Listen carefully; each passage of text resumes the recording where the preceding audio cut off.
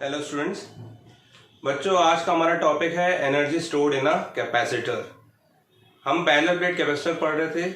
अब उसके बीच आपने देखा था इलेक्ट्रिक फील्ड बनती है ना, और उसी इलेक्ट्रिक फील्ड के फॉर्म में एनर्जी स्टोर होती है।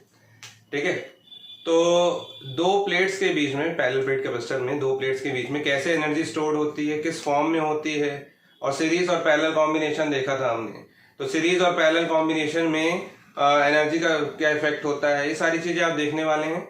और उसके बाद हम कुछ न्यूमेरिकल्स भी देखने वाले हैं, है ना। उस पर बेस्ड न्यूमेरिकल्स जो आपके board point of view as well as JEE point of view पे आपको बहुत सारे कंसेप्ट दे सकेगा, और क्वेश्चन भी हम करेंगे उसमें बहुत सारे, है ना, जो आपको बनेंगे भी। ठीक है, बस आप शुरू से पूरा का पूरा वीडियो कंप्लीट देखिएगा। ठीक है, तो चलिए स्टार्ट करते हैं हम energy stored in a capacitor and based numericals से। स्टूडेंट्स, हमने ये देखा था बच्चों कि दो प्लेट्स, जो पैरेलल प्लेट कैपेसिटर में दो प्लेट्स, अगर मान लीजिए इसके साथ हमने एक ऐसा स्विच लगा दिया है जो कि अभी ओपन है, और यहाँ पे एक बैटरी लगा दी है ना। इसको थोड़ा सा छोटा बनाता हूँ ताकि मैं ज्यादा से ज्यादा एक बार में एक्सप्लेन कर सकूं। ये सपोज पैरेलल प्लेट कैपेसिटर है, और यहाँ पे मैंने एक स्विच लगा दिया है, और यहाँ पे एक बैटरी भी लगा दी। ठीक है, अब क्योंकि स्विच ओपन है, तो स्विच ओपन है तो यहाँ से चार्जेस, बैटरी से जो चार्जेस का फ्लो होगा वो यहाँ पे इसकी प्लेट पे नहीं जा पाएगा, है ना। इसकी प्लेट पे नहीं जा पाएगा। क्यों? क्योंकि यहाँ पे स्विच कैसा है, ओपन है। सर्किट कैसा है, डिस्कनेक्ट है बच्चों की, है ना। और ये इनिशियली कैसा है, इनिशियली अनचार्ज है ना। इनिशियली कैपेसिटर क्या है आपका, कैपेसिटर क्या है, अनचार्ज। ठीक, अनचार्ज मतलब कि इस पे नेट जो चार्ज है वो क्या है, जीरो, है ना। नेट चार्ज क्या है, जीरो है।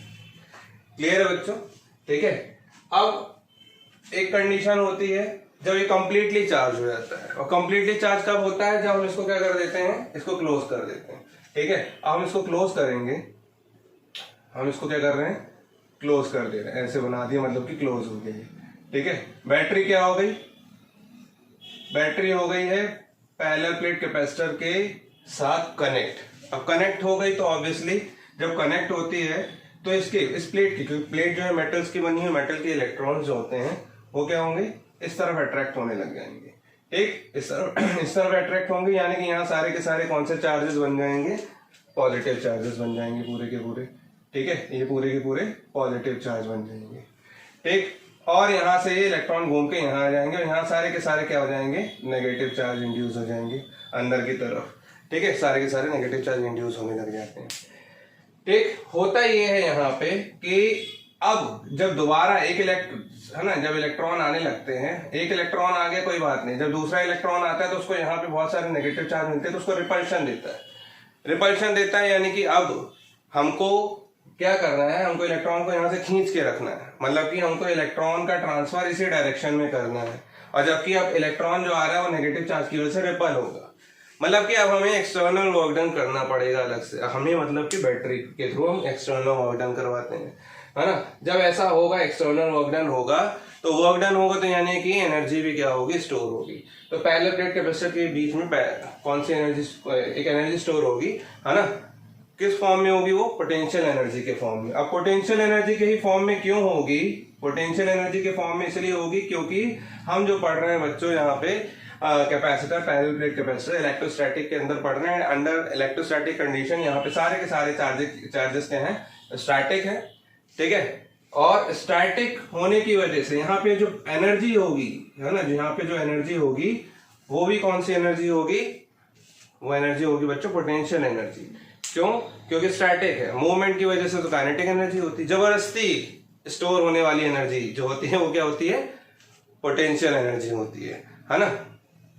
तो अब अगर हमको वर्क डन निकालना होता तो आप जानते हैं इसको V पोटेंशियल दे दी, और सपोज मैंने बोल दिया कि आफ्टर अ लॉन्ग टाइम, है ना, आफ्टर अ लॉन्ग टाइम, ये हमने बात की थी t=0 पे। t=0 पे ये कैसी है, t=0 जब हमने ओपन, जब इसको क्लोज नहीं किया था, ये इनिशियली कैसा है, अनचार्ज। लेकिन t टाइम के बाद, है ना, कुछ टाइम के बाद, ठीक है, कुछ टाइम के बाद ये क्या हो जाएगा, कैपेसिटर कंप्लीटली चार्ज हो जाएगा, फुली चार्ज या कंप्लीटली चार्ज हो जाएगा। इतना चार्ज, क्योंकि आप जानते हैं कि हर चार्ज की एक फिक्स्ड कैपेसिटी होती है, एक सर्टेन कैपेसिटी होती है, उसके बाद उसको चार्जेस देना पॉसिबल नहीं होता है ना, उसका पोटेंशियल राइज करना पॉसिबल नहीं होता। क्यों? क्योंकि उसकी एक फिक्स्ड कैपेसिटेंस है ना, फिक्स्ड कैपेसिटेंस है या फिक्स्ड कैपेसिटी है। तो उस कंडीशन में आप बोलते हो Q is equal to CV या फिर C is equal to Q by V। ठीक, अगर मैंने इसको टोटल चार्ज दे दिए Q, ठीक है, किसी भी एक प्लेट का चार्ज ले लेते हैं हम, पॉजिटिव प्लेट का चार्ज ले लेते हैं, C is equal to Q by V हमने बोल दिया। Q क्या है? किसी एक प्लेट का चार्ज, ठीक है, क्योंकि नेट चार्ज की हम बात करेंगे तो वो तो जीरो हो जाता है, ठीक है, प्लस Q माइनस Q, है ना। तो देखिए यहाँ पे मैंने बोल दिया कि एक C is equal to Q by V, आपने कैपेसिटेंस ले लिया इसके बीच का, और T टाइम के बाद इसमें मैंने बोल दिया क्या हो गई, पोटेंशियल एनर्जी स्टोर हो गई, ठीक है। अब एनर्जी आप जानते हैं, अगर आपको ये चार्ज पता है और V पता है, तो V इज इक्वल टू आपका होता है total work done on a charge, total work done on a charge. तो W इज इक्वल टू हो जाएगा QV, है ना, W इज इक्वल टू क्या हो जाएगा, QV। और W क्या होता है, W एक वर्क डन है, वर्क डन ही क्या होता है, एनर्जी के से इक्वेट कर सकते हैं हम, है ना। तो Q इंटू V ये आ सकता था, लेकिन ये नहीं है ना, ये energy stored in a capacitor का फॉर्मूला नहीं। उसका रीजन ये है क्योंकि ये जो वर्क डन है, ये वर्क डन जो हो रहा है या फिर ये एनर्जी है, ये एनर्जी दी जा रही है बैटरी के थ्रू, यानी कि ये है energy spent by the battery, energy spent by the battery. ध्यान रखिए, ये energy spent by the battery. अगर मैं इसको एनर्जी ले लूं, ठीक है, इसको मैं इस वर्क डन को पोटेंशियल एनर्जी से इक्वेट करूंगा, तो ये एनर्जी क्या है, स्पेंट बाय द बैटरी, जो बैटरी ने दी है एक इलेक्ट्रॉन को मूव करवाने के लिए, है ना। या फिर हम बोलते हैं इलेक्ट्रॉन का मूव एक्चुअली होता तो इलेक्ट्रॉन का ही मोशन है ना, लेकिन हम ये एज्यूम करके चलते हैं कि इलेक्ट्रॉन का इस तरफ मोशन हो रहा है, ठीक है ना, इलेक्ट्रॉन का मोशन हो रहा है, इस तरफ अट्रैक्ट हो रहा है, और इसके ऑपोजिट डायरेक्शन में पॉजिटिव चार्ज, है ना, इसके ऑपोजिट डायरेक्शन में पॉजिटिव चार्ज का मोशन हो रहा है ना, ये मान के चलते हैं, ठीक है। और हमारा साइन कन्वेंशन में यही कहता है कि पॉजिटिव चार्ज की ही डायरेक्शन को हम साइन में लेंगे, मतलब साइन कन्वेंशन जो होता है वो पॉजिटिव चार्ज का ही माना जाता है, ठीक है। तो U इक्वल्स टू W हमने बोल दिया QV है, अगर मान लीजिए, तो ये QV एनर्जी स्टोर्ड का फॉर्मूला नहीं होगा, energy stored in a capacitor का फॉर्मूला होता है, energy stored in a capacitor का फॉर्मूला होगा क्या, कैपेसिटर का फॉर्मूला होगा W equals to half of QV, मतलब इसका एग्जैक्टली हाफ। अब वो कैसे होता है, इसके और भी दो फॉर्मूले हैं, हम पढ़ने वाले हैं अभी। U equals to half CV square, just as kinetic energy half mv square, है ना, यहाँ पे हाफ CV स्क्वायर होगा, और एक होता है आपका QV CV स्क्वायर बाय 2 और Q स्क्वायर अपॉन 2C, है ना, 1/2 Q स्क्वायर अपॉन C, एक ही होता है, ठीक है। तो ये तीनों फॉर्मूले हम अभी डिराइव करने वाले हैं, ठीक। तो देखिए कैसे, मैंने अभी आपको बताया, ठीक है, इस चीज को ध्यान रखिएगा, ये फॉर्मूला नहीं, ये फॉर्मूला कब लगेगा ये भी मैं आपको बता दूंगा, ठीक है, ये फॉर्मूला कब लगाना है हमें, ठीक है। और energy stored in a capacitor का फॉर्मूला ये होता है, ठीक है, इस चीज को ध्यान रखिएगा। देखिए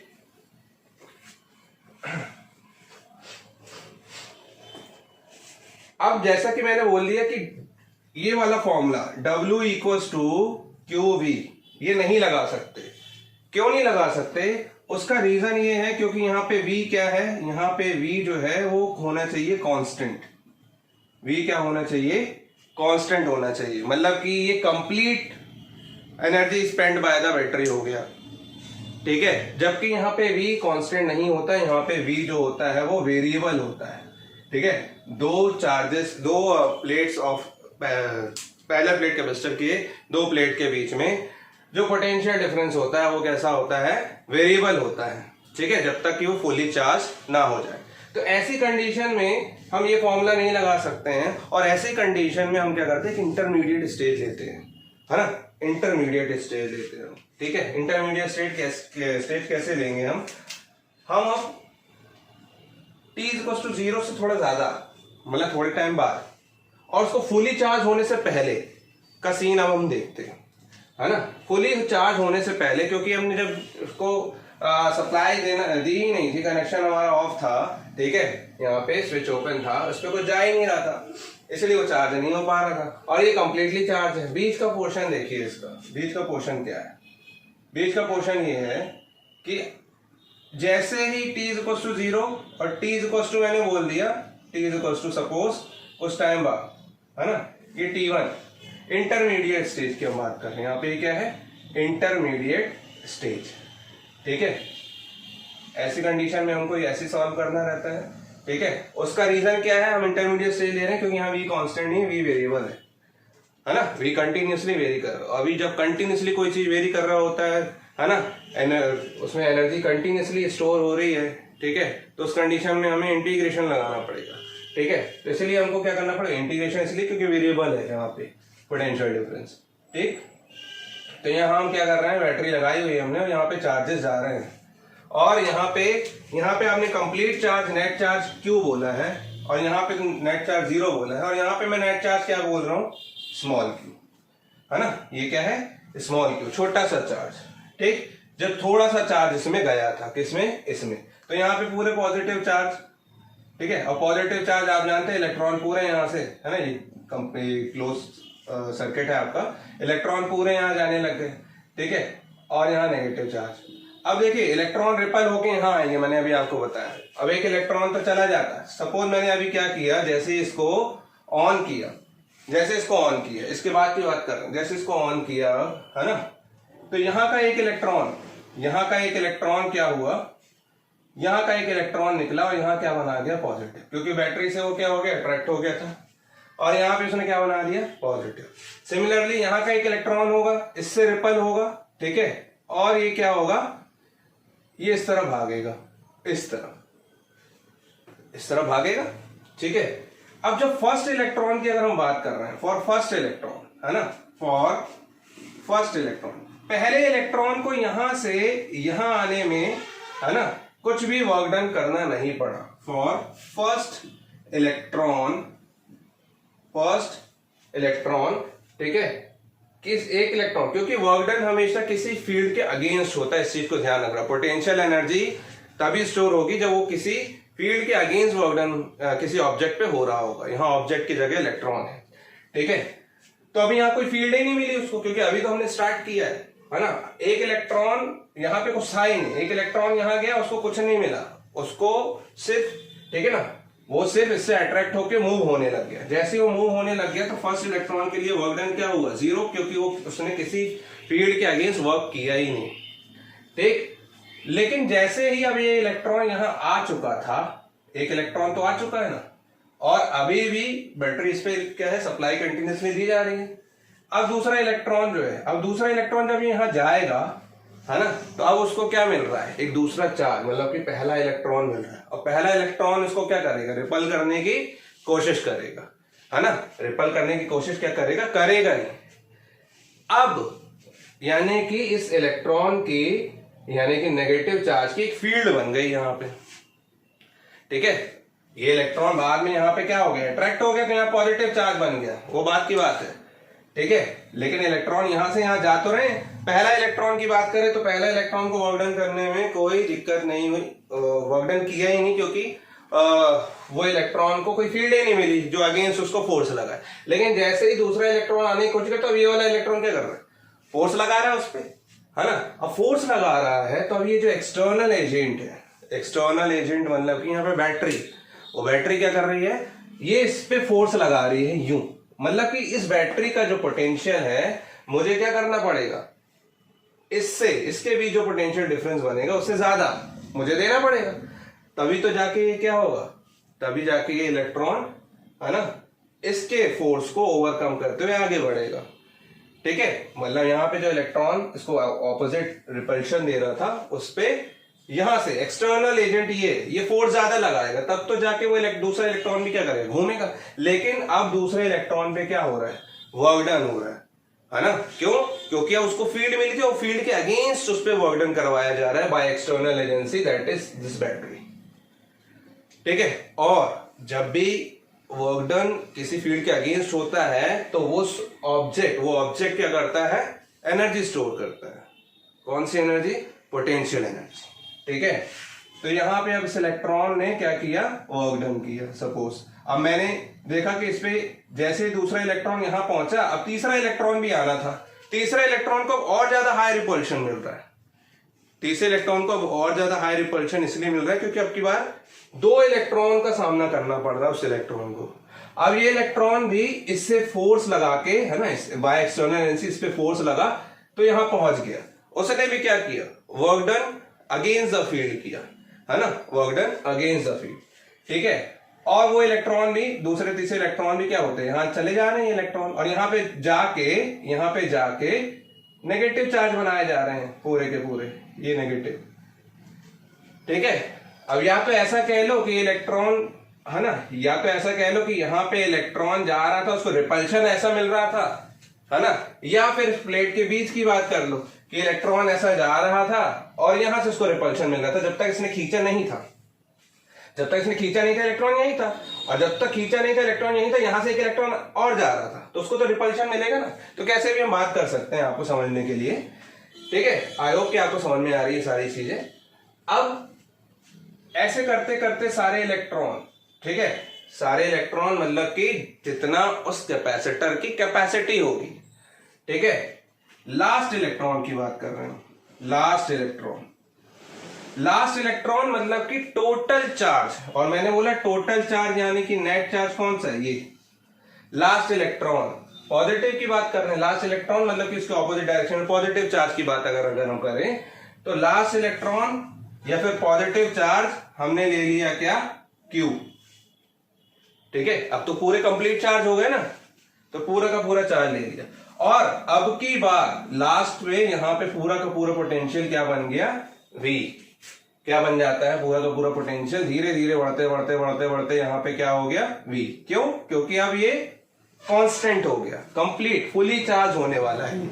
और जब तक फुली चार्ज नहीं था तब तक क्या था, वेरिएबल, है ना, तब तक क्या था, वेरिएबल। अभी यहाँ पे वेरिएबल नहीं है, तो यहाँ पे हम बाद में अभी हम बात करते हैं, है ना, यहाँ पे अभी वेरिएबल नहीं।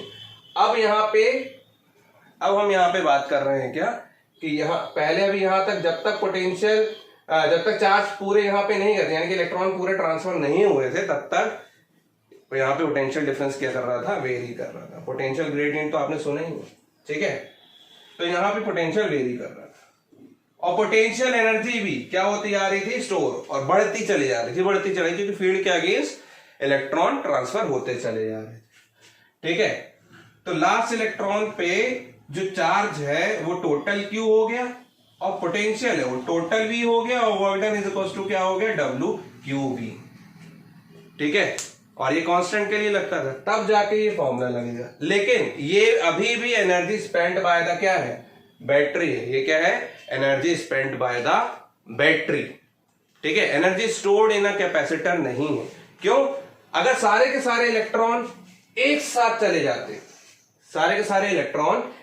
चले जाते, तब हम बोलते कि V is equal to W is equal to Q into V। लेकिन पहले तो पोटेंशियल इतना नहीं था, पोटेंशियल ही धीरे धीरे वेरी किया, बैटरी लगाया हमने, बात अलग है। सारे के सारे इलेक्ट्रॉन को एक साथ भगाना चाहिए था, है ना, तो ये तो एक साथ भगा सकता था, लेकिन इसके अंदर आप जानते हैं एक इलेक्ट्रॉन जब चला जाता है तो यहाँ पे फील्ड बनना स्टार्ट हो जाती है, इलेक्ट्रिक फील्ड, और अब वर्क डन जो होती है वो इलेक्ट्रिक फील्ड के अगेंस्ट होती है। और आपने पढ़ा हुआ E is equal to V into E into D. यहाँ पे E क्या है, यहाँ E 0 है, इसलिए यहाँ पे V 0 है ना, यहाँ E 0 है, या फिर आपने ऐसा पढ़ा होगा E is equal to dV by distance upon, है ना, dV बाय dr। तो यहाँ V 0 होने की वजह से E क्या है आपका, 0 है। ठीक है, और ये इसलिए लगाया क्योंकि यहाँ ये वेरिएबल के लिए फॉर्मूला होता है ना, जब पोटेंशियल वेरिएबल हो। चलिए, अब V is equal to E dot D, यहाँ पे इलेक्ट्रिक फील्ड कंप्लीट बन चुकी है, इलेक्ट्रिक फील्ड के ही फॉर्म में, क्योंकि पोटेंशियल एनर्जी स्टोर होने वाली है ना, इलेक्ट्रिक फील्ड के ही फॉर्म में। Potential energy is viewed as electric field in between the plates। Electric field in between the plates ये कैसे बताएगा, कैसे बता रहा है, as a potential energy. Electric field के ही फॉर्म में क्या हो रही है, पोटेंशियल एनर्जी स्टोर हो रही है ना, ये तो हमने बात स्टार्टिंग में ही कर ली थी। चलिए, तो ये कैसे आई, अब हम इसका डेरिवेशन देखते हैं, है ना। यहाँ पे इलेक्ट्रॉन कैसे ट्रांसफर हो रहे थे, अब यहाँ सारे के सारे पॉजिटिव चार्ज बन गए, ठीक है। यहाँ सारे के सारे कौन से चार्ज, यहाँ पे फिर से बना दे रहा हूं मैं, यहाँ सारे के सारे क्या बन गए, पॉजिटिव चार्ज। यहाँ सारे के सारे नेगेटिव चार्ज इंड्यूस हो गए, ठीक है, सप्लाई देने से, ठीक। और एक टाइम के बाद इसकी कैपेसिटी होती है, ये और चार्जेस नहीं लेगा, ठीक है ना। तो नेट चार्ज हो गए Q। और कितना पोटेंशियल राइज करेगा, नेट पोटेंशियल जितना हमने दिया था उससे ज्यादा तो लेगा नहीं, V, ठीक है। लेकिन energy spend by the battery था, एनर्जी स्टोर नहीं, क्योंकि एक साथ नहीं गए थे इलेक्ट्रॉन्स, है ना। अब वो कैसे गए थे वो हम देखने वाले हैं, ठीक है। तो देखते हैं, चलिए आपको इसको नोट आउट करना है तो कर लीजिए कि मैं रब करने वाला हूं। सी स्टूडेंट्स, देखिए सपोज हमने बोला कि पहले जो स्मॉल अमाउंट ऑफ चार्जेस आए थे, इस पे प्लस क्यू, उस पे माइनस क्यू हो गए, है ना। जब एक कुछ इलेक्ट्रॉन यहाँ पे जा चुके थे ऐसे करके, ठीक, ये इलेक्ट्रॉन का ट्रांसफर था, ये फील्ड तो ये है, ये इलेक्ट्रिक फील्ड है, और इलेक्ट्रॉन यहाँ पे ट्रांसफर हुए थे, है ना, इलेक्ट्रिक फील्ड है, और यहाँ पॉजिटिव चार्ज बन गए थे, यहाँ नेगेटिव, है ना। ये अभी बीच की स्थिति है, पार्शियली अभी ये चार्ज हुआ है ना। तो ये इलेक्ट्रॉन यहाँ पे चले गए, ठीक, और V अभी भी कैसा है, वेरिएबल, ठीक है। और पोटेंशियल यहाँ पे अभी मैंने बोला कितना हो चुका है, सपोज V डैश, यहाँ पे अभी बीच में वेरिएबल था ना, तो कंप्लीट भी नहीं हुआ है, अभी मैंने बोला V डैश है, और चार्ज भी कंप्लीट चार्ज नहीं हुआ है, अभी कैसे हैं, स्मॉल चार्ज है, ठीक है। और छोटे छोटे चार्जेस आ रहे हैं, तो मैं स्मॉल अमाउंट ले लेगा, suppose DQ, suppose amount of work done भी मैं छोटा सा लूंगा, एक छोटे से चार्ज को जाने के लिए, DW, suppose amount of work done dW is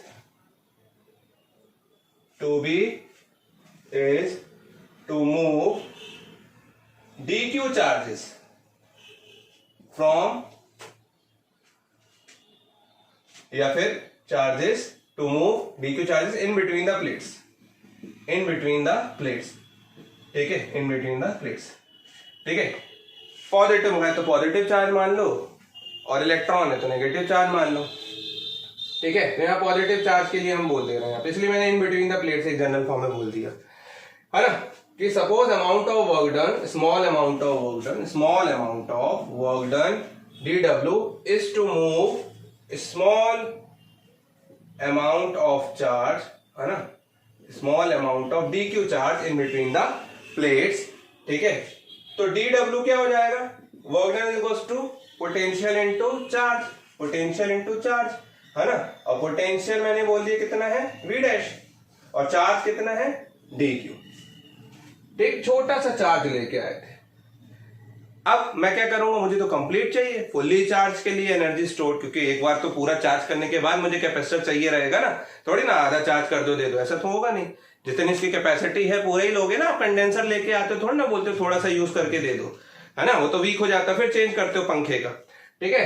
तो जितनी उसकी कैपेसिटी थी पूरा चार्ज करना है हमको। तो V डैश यहाँ पे क्या होगा, V डैश जो है कैपेसिटर का पोटेंशियल है, और पोटेंशियल कैपेसिटर का स्थिति में क्या है, इस पे जो नेट चार्ज है Q, और कैपेसिटी तो फिक्स है, कैपेसिटी तो जितनी होती है उतनी रहेगी, है ना। तो इसको C डैश कोई नाम नहीं देंगे, C जो है वो C ही रहेगा, ठीक है। तो यहाँ पुट अप करते हैं अपन लोग, DW इज इक्वल टू क्या हो जाएगा, Q बाय C DQ, है ना। अब मुझे पूरे के लिए चाहिए, तो आप लोग बहुत समझदार हैं, मुझे क्या चाहिए, टोटल चार्ज चाहिए, है ना, Q, और पहले कितना था, 0, है ना। मैंने 3 स्थितियां बनाई हुई थी, 3 पोजीशन थी, पहले अनचार्ज था और लास्ट में टोटल चार्ज Q हो रहा था, ये तो बीच की स्थिति है ना। तो मैं क्या करूँ, इंटीग्रेशन करूंगा बोथ साइड्स, तो DW is equal to Q by C DQ, और क्योंकि मैं यहाँ पे चार्ज के रिस्पेक्ट में क्या कर रहा हूँ, इंटीग्रेशन कर रहा हूँ, तो यहाँ पे Q इज इक्वल टू मैं 0 से लेके Q is equal to Q तक क्या करूंगा, इंटीग्रेशन करूंगा। इसका मुझे क्या चाहिए, total amount of work done चाहिए ना, क्योंकि टोटल एनर्जी निकालना है, तो इसका क्या हो जाएगा, W, ठीक है। और यहाँ क्या हो जाएगा, 1/c बाहर आ गया, ये हो जाएगा Q²/2, है ना, इंटीग्रेशन अगर आप जानते हो तो ये Q इज इक्वल टू 0 से लेके Q is equal to Q, upper limit और लोअर लिमिट पुटअप करनी, पहले अपर लिमिट कितनी हो जाएगी, Q² bye 2 minus lower limit 0, तो W इज इक्वल टू हो गया आपका क्या, क्यू स्क्वायर, यानी कि 1/2 Q square upon C, Q square upon 2c, है ना। This total amount of work done, this total amount of work done to move dq charges in between the plates of parallel plate capacitor, है ना, is stored as potential energy, है ना, potential energy के form में store होता है। तो मैं यहाँ यू लिख दे रहा हूँ, यू मतलब पोटेंशियल एनर्जी, है ना।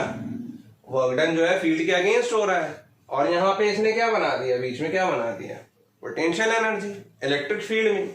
और ध्यान रखिएगा, मैं कुछ चीजें बताऊंगा अभी। पोटेंशियल एनर्जी इस बात से बिल्कुल इंडिपेंडेंट है कि इस कैपेसिटर को किस सोर्स से चार्ज किया है।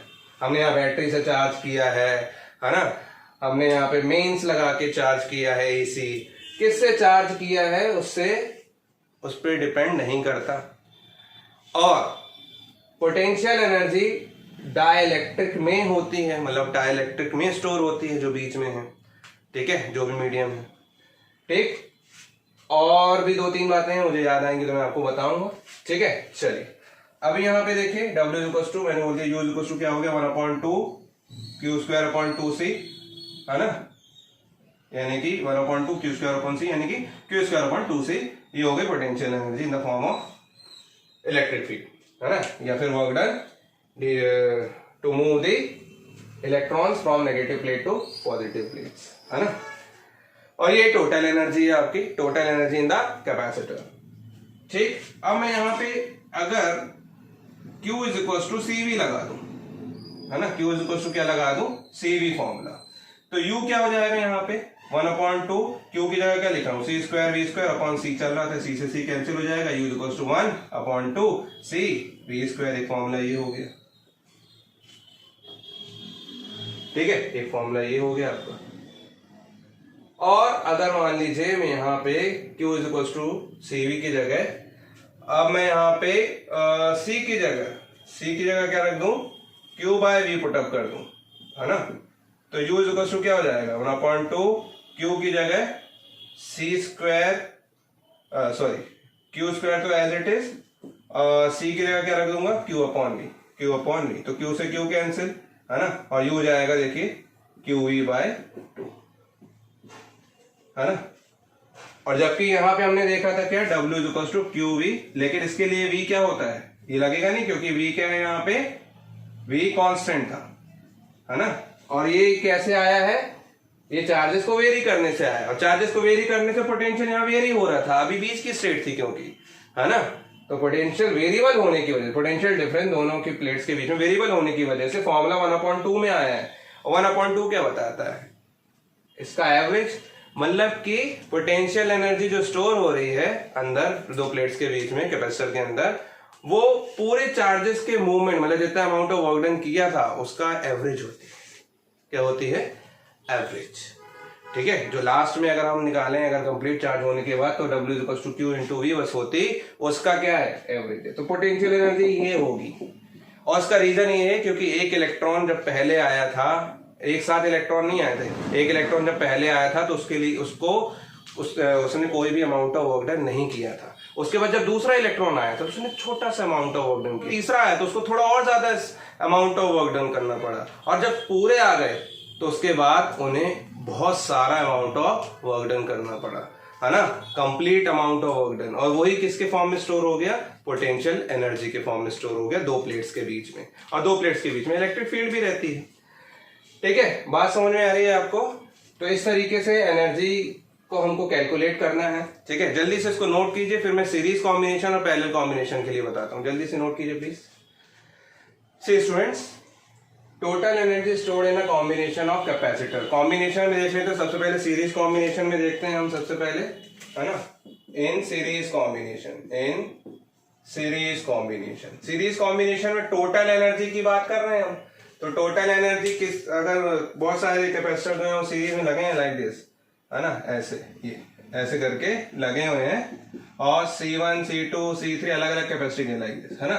तो आप जानते हैं इन सब पे क्या सेम रहता है, ये पोटेंशियल से हमने दे दिया, पोटेंशियल डिफरेंस सपोज ली, तो चार्ज क्या रहता है इस पे, कांस्टेंट, है ना, क्यू क्या है, इस पे कांस्टेंट है, क्यू सेम रहेगा ना, सीरीज में सेम रहता है, हमने पढ़ा था सीरीज पैरेलल वाले कॉम्बिनेशन वाले उसमें क्या कहते हैं वीडियो में, है ना। तो क्यू कांस्टेंट है, तो आप जानते हैं फॉर्मूला क्या हो जाएगा, Q square upon 2CS। CS यहाँ पे क्या है, CS is the equivalent capacitance in series combination, है या टोटल कैपेसिटेंस, ठीक है, इक्विवेलेंट कैपेसिटेंस है यहाँ पे, ठीक।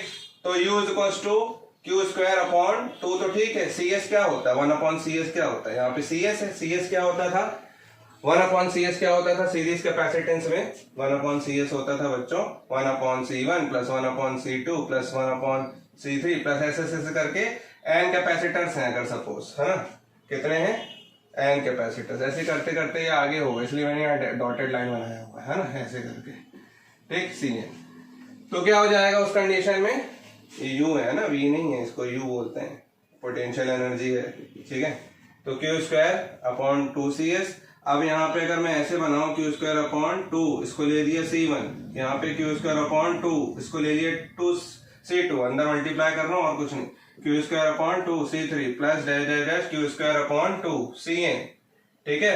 तो क्या हो जाएगा क्यू स्क्वायर अपॉन 2C1, यानी कि इस कैपेसिटर ने कितनी एनर्जी स्टोर की है, तो सपोज मैंने नाम ले लिया इसको कितना U1, और Q square upon 2C2, Q इसके लिए कॉमन है सबके लिए, और इस कैपेसिटेंस का इस कैपेसिटर का कैपेसिटेंस C2 है ना, तो इसकी एनर्जी मैंने बोल दी U2 जो कि कितनी है क्यू स्क्वायर अपॉन 2C2, ऐसे ये U3 प्लस डैश ये क्या बन जाएगा UN। मतलब कि आपको समझ में आ रहा है, सीरीज कॉम्बिनेशन में अगर हम सीरीज कॉम्बिनेशन में कैपेसिटर को लगा देते हैं तो उनकी एनर्जी भी क्या हो जाती है, सम हो जाती है ना, मतलब कि ऐड हो जाती है, ठीक। तो ये देख लिया हमने, ठीक है। हम पैरेलल कॉम्बिनेशन में देख लेते हैं, ठीक है। तो पैरेलल कॉम्बिनेशन के लिए भी कर लेते हैं हम, यहाँ पे पैरेलल कॉम्बिनेशन में ऐसे लगे रहते हैं कैपेसिटर लाइक दिस, है ना, ऐसे ऐसे, ठीक है। सपोज ऐसे करके dot dot dot dot Cn capacitors हैं, मतलब n कैपेसिटर जिनकी capacity C1 C2 C3 dash dash dash Cn, है ना, और ये बैटरी से जुड़े हुए हैं, सपोज ये वाली बैटरी से, है ना, बैटरी से जुड़े हैं जिसका पोटेंशियल क्या है V है। अब आप जानते हैं इन पैरेलल, है ना, सेकंड हम क्या बोल रहे हैं, parallel, second in parallel combination, in parallel combination, parallel combination में क्या कांस्टेंट रहता है, सब में V, पोटेंशियल सब में कैसा रहता है, कांस्टेंट होता है बच्चों, है ना।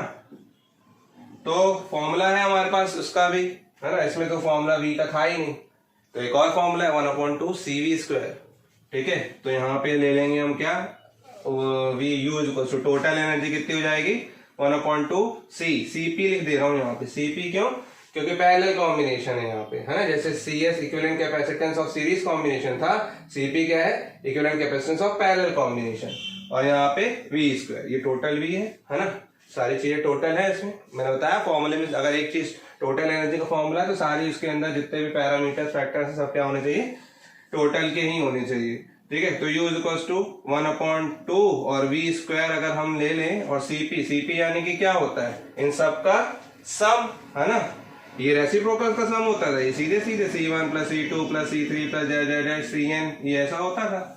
अब इसको अंदर मल्टीप्लाई करेंगे तो ये हो जाएगा 1/2 C1 V स्क्वायर प्लस ऐसे ही 1/2 C2 V square plus 1/3 C3 V square plus dash dash dash 1/2 था 1/2 Cn, और ये क्या हो जाएगा V स्क्वायर, सब में V कांस्टेंट है। फिर ये 1/2 C1 V स्क्वायर, मतलब कि इस कैपेसिटर जिसका कैपेसिटी C1 है, इसने इतना एनर्जी स्टोर की हुई है, इतनी पोटेंशियल एनर्जी का फॉर्मूला है, इसको नाम दे रहे हैं U1, ऐसे इसको नाम दे रहे हैं C2 क्योंकि इसने एनर्जी स्टोर की हुई है, कैपेसिटर जिसकी कैपेसिटी C2 है, U2 प्लस U3 प्लस, है ना, dash dash dash UN।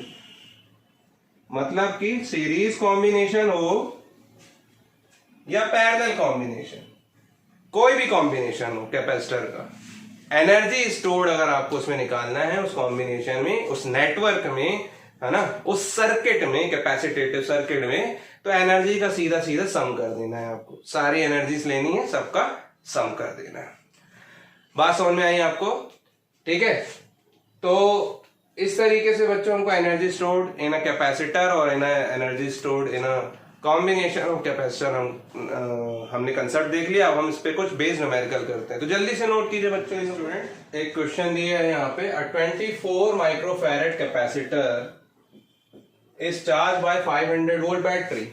How much electrostatic energy is stored by the capacitor? Energy stored by the capacitor बताना है आपको। इलेक्ट्रोस्टैटिक एनर्जी होती है ऑब्वियसली, क्योंकि चार्जेस के अंदर इलेक्ट्रोस्टैटिक चार्जेस हैं, है ना। तो क्या गिवन है बच्चों, आपको गिवन है टोटल पोटेंशियल 500 वोल्ट जो बैटरी का है जिससे चार्ज हो रहा है, तो उतने अमाउंट में चार्ज होगा जितना बैटरी आपने दी हुई थी, है ना। सी आपको गिवन है 24 माइक्रोफैरेड जो कि फिक्स होती है किसी कैपेसिटर की, तो 24 इंटू 10⁻⁻⁶ फैरेड चेंज कर दिया मैंने इसको, ठीक है। और how much electrostatic energy charge by the capacitor आपको बताना है। तो अगर मान लीजिए सी पता है, वी पता है, तो आपको तीन वो है क्या कहते हैं पास, आपके पास फॉर्मूले हैं। तो सी और वी वाला फॉर्मूला लगा दीजिए, जिसमें सी और वी दोनों है ना। इलेक्ट्रोस्टैटिक या work done against work done to move the charges, ऐसे भी लिख सकते हो, या work done to store the charges by the capacitor, है ना। तो electrostatic energy stored by the capacitor, stored by capacitor क्या होगा, U is equal to 1/2 CV square. Simple है क्वेश्चन तो, ठीक है।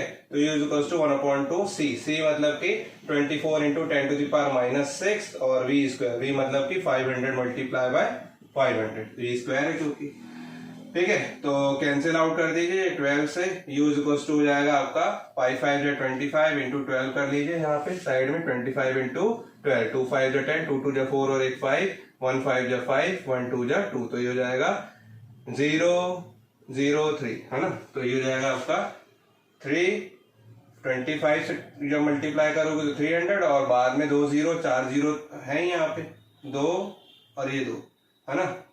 तो ऐसा करते हैं 10⁴ लिख देते हैं, 10⁻⁻⁶ चल ही रहा है, तो कितना हो जाएगा, U is equal to 10⁻⁻⁶ plus 4 और ये प्लस 2, ठीक है ना।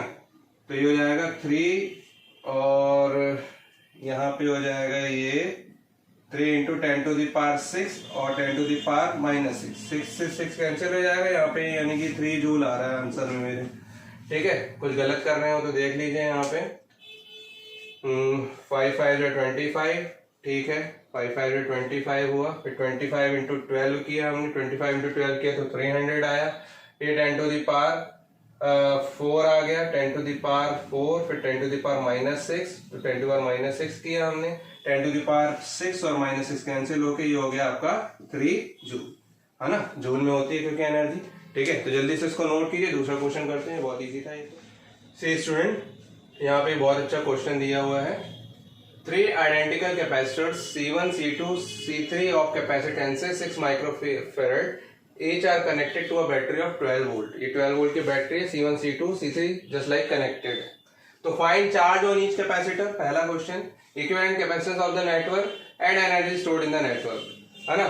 तो देखिए फर्स्ट 2 आपने तो किए हुए हैं पहले भी, है ना, फिर से देख लेंगे, हालांकि क्योंकि energy stored in the network निकालने के लिए हमको टोटल कैपेसिटेंस तो निकालना पड़ेगा ही, ठीक है। तो देख लीजिए यहाँ पे सबसे पहले हम क्या फाइंड आउट करने वाले हैं, सबसे पहले हम फाइंड आउट करने वाले चार्ज ऑन ईच कैपेसिटर।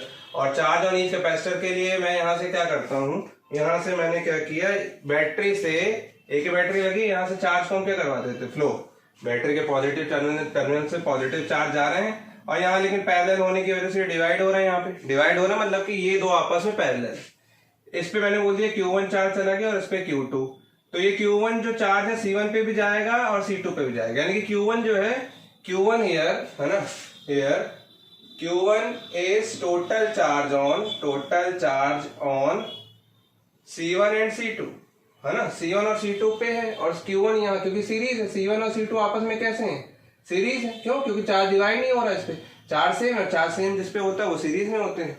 तो सीरीज कॉम्बिनेशन देख लेते हैं, here and C1 and C2 are in series, ठीक है ना, आर इन सीरीज, ठीक है, क्योंकि Q1 सेम है। तो देन देयर इक्विवेलेंट कैपेसिटेंस, है ना, इक्विवेलेंट कैपेसिटेंस किसका, इक्विवेलेंट कैपेसिटेंस हम किसकी बात कर रहे हैं, है ना, then equivalent capacitance of C1 and C2 series combination है। तो आप क्या बोलोगे, C को C1 एंड C2 के लिए 1/, CS equal to 1/C1 plus 1/C2। और सारे के सारे क्या है 6 माइक्रोफैरेड के हैं, है ना। यहाँ आपको गिवन है, ठीक है, गिवन क्या है आपको C1 C2 C3 सब क्या है 6 माइक्रोफैरेड, ठीक है, 6 माइक्रोफैरेड के हैं। तो 1/CS यानी कि CS equal to C1 C2 upon C1 plus C2। ये हो जाएगा C1 C2 यानी कि 6 मल्टीप्लाई बाय 6 अपॉन 6 प्लस 6, तो 6 इंटू 6 अपॉन 12, 6 2 जा 12, 2 3 जा 6। तो CS आया आपको कितना बच्चों 3 माइक्रोफैरेड यानी कि 3 into 10 to the power -6 farad, ठीक है। चलिए, तो अब टोटल चार्ज, मुझे टोटल कैपेसिटेंस पता चल गया है, मैं टोटल चार्ज निकाल सकता हूं मैं, है ना।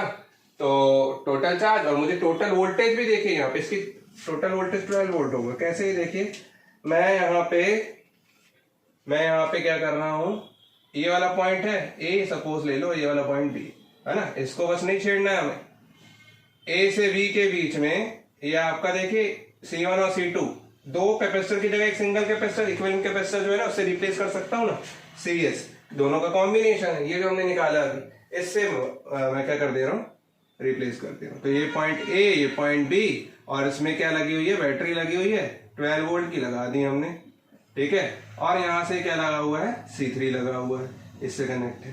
तो देखिए यहाँ पे बैटरी के साथ ये दोनों आपस में कैसे हैं, पैरेलल में। क्यों, क्योंकि दोनों के पॉइंट सेम है, और चार्ज भेजोगे तो डिवाइड होंगे, यानी कि दोनों आपस में कैसे हैं, पैरेलल। कौन, C1 और C2 का कॉम्बिनेशन, CS और C3 आपस में कैसे हैं, पैरेलल। और पैरेलल में पोटेंशियल सेम होता है, यानी कि CS में कितना पोटेंशियल होगा, 12 वोल्ट होगा, है ना। तो इसलिए हम बोल रहे हैं चार्ज ऑन कैपेसिटर CS मतलब कि C1 एंड C2। तो ये कितना हो जाएगा Q1 is equal to total charge on CS, ठीक है ना, इन, तो यानी कि total capacitance into total voltage. Total capacitance CS आपने निकाला 3 माइक्रोफैरेड, अभी 3 लिख दो, है ना। तो इसके बाद टोटल वोल्टेज मैंने बोला टोटल पोटेंशियल इस पे कितना, पैरेलल में सेम होने की वजह से 12 3 से 36, क्योंकि ये माइक्रोफैरेड में था तो ये माइक्रो कूलम में आएगा, चेंज करना है तो 36 इंटू 10⁻⁶ कूलम हो गया। क्लियर है यहाँ पे, ठीक है। C3 पे भी ऐसे ही होगा, C3 पे कौन सा चार्ज आ रहा था, Q2, और इस पे कितना जा रहा था, Q1, ठीक है। तो C3 पे कितना आएगा, charge on capacitor C3 Q3 suppose कर लेते हैं, तो कितना हो जाएगा Q3 हो जाएगा C3 इंटू V, है ना। C3 कितना है आपका, C3 आपको 6 है, 6 माइक्रोफैरेड है, और V आपको वापस से 12, तो 12 6 जा 72, है, 12 6 जा 72 माइक्रो कूलम, या फिर 72 इंटू 10⁻⁶ कूलम, ठीक है। तो ये आपका पहला आंसर हो गया, ठीक, टिक करते जाओ, पहला आंसर हो गया। तीनों कैपेसिटर पे चार्ज आपने निकाल लिया है। Equivalent capacitance of the network निकालना है। Equivalent capacitance of the network जब भी निकालना हो तो ध्यान रखिएगा, इतना तो आपने सॉल्व कर ही दिया, इन दोनों का सीरीज कॉम्बिनेशन, ये सीरीज में थे, है ना, और ये इसके साथ पैरेलल में समझ में आ रहा है ना। आप क्या किया करो, यहाँ बैटरी है ना, तो बैटरी हटा दिया करो, यहाँ से बैटरी आपने हटा दी सपोज, ठीक है, ये बैटरी हटाई है, सिर्फ ये नहीं हटा देना आप, क्योंकि अभी भी पैरेलल में ही है। अगर पूरा हटा दोगे तो वो सीरीज में आ जाएगा पूरा का पूरा, है ना। ऐसा एज्यूम करना है मन में कि हाँ यहाँ से बैटरी नहीं है और सिर्फ कैपेसिटर है, तो हम निकाल लेते हैं इक्विवेलेंट कैपेसिटेंस, है ना। तो ये पॉजिटिव टर्मिनल था, ये नेगेटिव, तो यहाँ पे सिर्फ क्या है CS और C3 है, दोनों आपस में कैसे हैं, पैरेलल में। तो आप क्या बोलोगे, here CS and C3 are in parallel, है ना। Therefore their equivalent कैपेसिटेंस, और उनका इक्विवेलेंट कैपेसिटेंस टोटल कैपेसिटेंस होगा, है ना। इक्विवेलेंट कैपेसिटेंस C कितना हो जाएगा, CS प्लस C3। CS आपने अभी फाइंड आउट किया कितना, 3 माइक्रोफैरेड, और C3 कितना है 6 माइक्रोफैरेड, तो C इक्वल्स टू 9 माइक्रोफैरेड, यानी कि 9 इंटू 10⁻⁶ फैरेड, ठीक है। ये टोटल कैपेसिटेंस हो गया, ये क्या हो गया, टोटल इक्विवेलेंट कैपेसिटेंस, CEQ भी बोल सकते हो इसको। ये सेकंड वाला का आंसर हो गया आपका, नेटवर्क पे टोटल इक्विवेलेंट कैपेसिटेंस 9 माइक्रोफैरेड हो गया, है ना। चलिए, अब हमको निकालना है क्या, लास्ट में जो energy stored in the network, जो हमारा इस वीडियो का टॉपिक है ना, मेन। तो इसीलिए अब हम क्या करते हैं, energy stored by the capacitor निकालना है। तो इसके लिए निकालना है, इसके लिए निकालना है, इसके लिए निकालना है। इस पे हमें चार्ज पता है, ठीक है, चार्ज पता है और इसका कैपेसिटेंस पता है, तो बस निकल गया इस पे, है ना। इसको मैं रब कर रहा हूँ, आपको नोट आउट करना है तो स्क्रीनशॉट ले लिया कीजिए, ठीक है। मैं अपना हिस्सा रब कर रहा हूँ यहाँ पे, ठीक है। ये तो चार्ज निकल, इस पे हमको चार्ज पता है और इसका कैपेसिटेंस पता है ना। तो थर्ड है यहाँ पे आपका, ये तो सेकंड हो गया आंसर आपका, सेकंड। अब हम निकालने वाले हैं third, energy stored by the capacitors, each capacitors, है ना। तो energy stored by each capacitor में हम इस पे ले लेते हैं E1, है ना। और मैंने आपको बताया था सीरीज कॉम्बिनेशन हो या पैरेलल कॉम्बिनेशन, एनर्जी पूरी की पूरी सम हो जाती है, ठीक है। तो energy stored in the network बताना है और ईच कैपेसिटर पहले हम बता देते हैं, ठीक है। फिर उसके बाद आपको तीनों पे आप ऐड कर दीजिए तो आ जाएगा, क्योंकि एडिशन ही होता है, उसमें कुछ अलग से सीरीज पैरेलल नहीं लगाना रहता है, एनर्जी सीधे ऐड होगी। तो सबसे पहले हमने E1 मान लिया इसको, energy stored by the capacitor C1, तो क्या हो जाएगा 1/2, या फिर फॉर्मूला होता है आपका Q पता है ना, तो Q²/2C, Q²/2C। तो यहाँ पे Q क्या है आपका, Q1 है ना, और 2 C1, तो Q1 यानी कि Q1 आपने निकाला था कितना, Q1 निकाला था 36, ठीक है। तो 36 मल्टीप्लाई बाय 36, ठीक। अब आप इसको क्या करो, अब देखिए यहाँ पे माइक्रो कूलम में है, ये जो चार्ज है माइक्रो कूलम में मैंने ले लिया है, और फिर मैं कैपेसिटर में माइक्रो फैरेड में लूंगा, या फिर दोनों कूलम में लो, इसको चार्ज को कूलम में लो और इसको फैरेड में लो, है ना।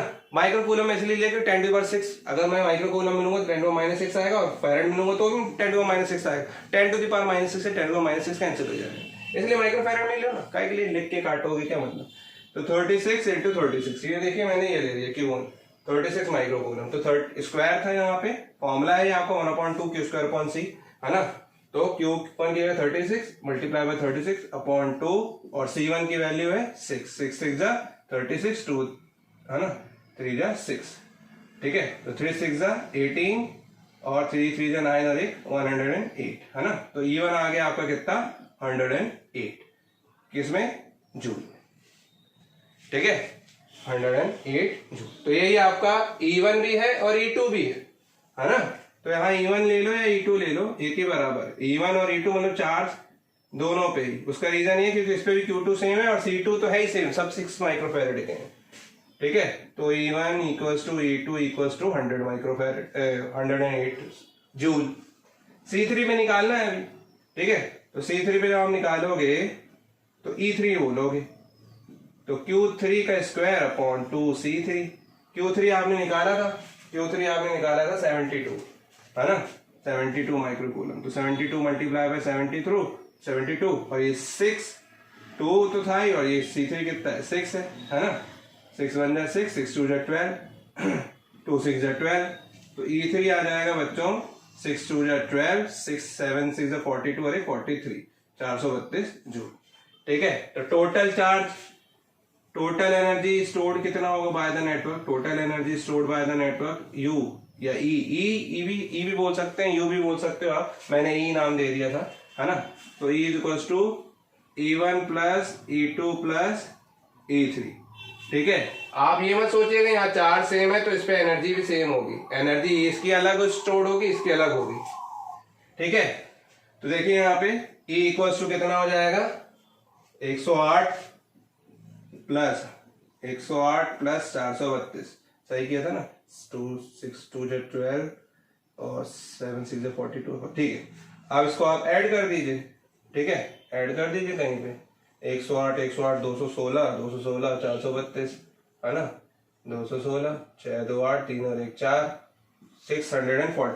648 joule. Total energy stored by the network 648 joule, है ना। टोटल एनर्जी कोई भी कॉम्बिनेशन हो सम हो जाती है, ठीक है।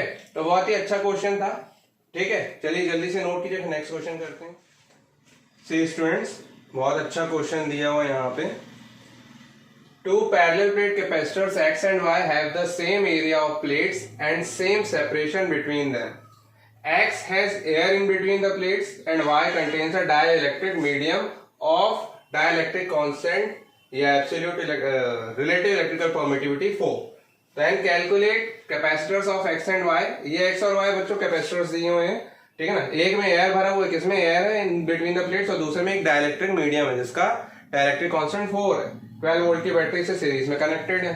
तो आपको कैपेसिटेंस बताना है एक्स और वाई का, जबकि आपको कॉम्बिनेशन दिया हुआ है सीरीज कॉम्बिनेशन, मतलब टोटल इक्विवेलेंट कैपेसिटेंस दिया हुआ 4 माइक्रोफैरेड, ठीक है ना। Potential difference between the plates of X and Y, X और वाई के बीच में जो पोटेंशियल डिफरेंस होगा वो बताना है आपको। What is the ratio of electrostatic energy stored in the capacitors X and Y, X और वाई में कैपेसिटर्स में जो भी एनर्जीज है उनका रेशियो निकालना है ना। तो सबसे पहले हम क्या कर देते हैं, इसमें निकालने के लिए हमको सबसे पहले कैपेसिटेंस निकालना है किसका, एक्स एंड वाई का, और जबकि सी इक्विवेलेंट दिया हुआ है, आप जानते हैं सीरीज में लगे हुए हैं। तो C1 आपको यहाँ पे दिया हुआ है, यहाँ पे कि C1 मतलब कि CX सॉरी है ना, X में जो कैपेसिटर X कैपेसिटर में जो कैपेसिटेंस होगा, X कैपेसिटर का जो कैपेसिटेंस होगा, ठीक है, उसका कैपेसिटेंस क्या होगा बच्चों, सपोज मैंने बोल दिया CX होगा, है ना, जो कि कितना हो जाता है एप्सिलॉन A बाय D। अगर D सेपरेशन है, A इसका प्लेट का एरिया है, ठीक है। तो आपने ये बोला कि दोनों के एरिया सेम है, दोनों के, है ना, प्लेट एरिया सेम है और दोनों का सेपरेशन भी सेम है। CY लेंगे अगर हम, तो CY क्या होगा, उसमें डाइलेक्ट्रिक भरा हुआ है, तो डाइलेक्ट्रिक भरा हुआ है तो उसमें आप जानते हो वो क्या हो जाता है, डाइलेक्ट्रिक का फॉर्मूला क्या होता है, अगर एक में डाइलेक्ट्रिक भरा है, कंप्लीटली फिल्ड है वो, तो फॉर्मूला क्या होता है, Cm upon C0 is equal to dielectric constant K या फिर एप्सिलॉन R, है ना। तो Cm इज इक्वल टू क्या हो जाता है, epsilon R multiply by C0। Epsilon R आपको 4 दे रखा है, यहाँ पे कितना दे रखा है, 4, कहाँ है, ये एप्सिलॉन R कितना है, 4 दे रखा है, ठीक है ना। तो CY क्या होगा, यहाँ पे डाइलेक्ट्रिक मीडियम भरा हुआ है, तो C0 यानी कि यहाँ पे CX ही है, देखिए C0 मतलब CX, ठीक है ना। और कितना है, epsilon R times of C0 यानी कि 4CX, ठीक है, 4CX। इस चीज को ध्यान रखेंगे आप, ठीक। अब हम क्या लगा रहे हैं, दोनों में सीरीज कॉम्बिनेशन लगा रहे हैं, है ना। Since X and Y are in series, है ना, therefore their equivalent capacitance, ठीक है। इक्विवेलेंट कैपेसिटेंस क्या होता है, CS is equal to what, CX CY upon CX plus CY, ठीक है। CS आपको दे रखा है, CS मतलब कि C इक्विवेलेंट, है ना, CS बोल दो या इक्विवेलेंट कैपेसिटेंस CEQ बोल दो, ये कितना दे रखा है 4।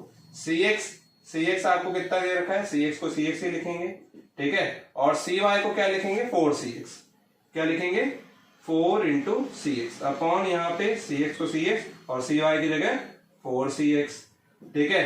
तो यहाँ पे हो जाएगा, ये यहाँ लिख देते हैं, 4 equals to 4CX square upon 5CX, CX से ये CX कैंसिल हो गया, 4 से 4 कैंसिल हो गया, ठीक है। तो CX इज इक्वल्स टू कितना आ गया, 5 यानी कि माइक्रोफैरेड में, क्योंकि टोटल माइक्रोफैरेड में ही दिया हुआ है कॉम्बिनेशन, है ना।